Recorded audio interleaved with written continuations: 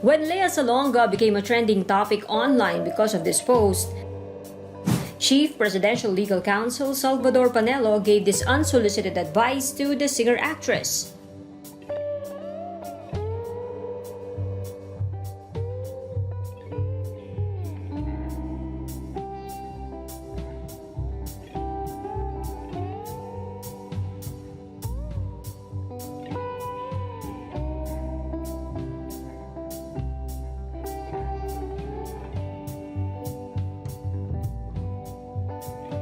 On Twitter, Salonga gave this explanation.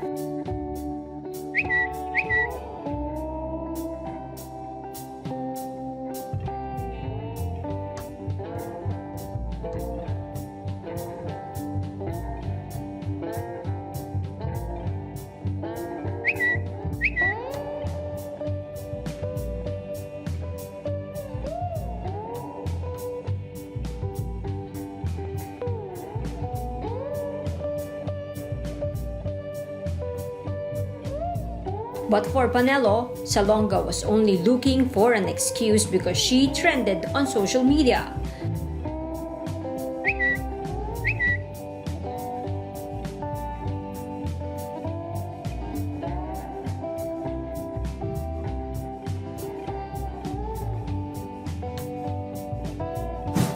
He, however, said no case can be filed against Salonga for her online outburst.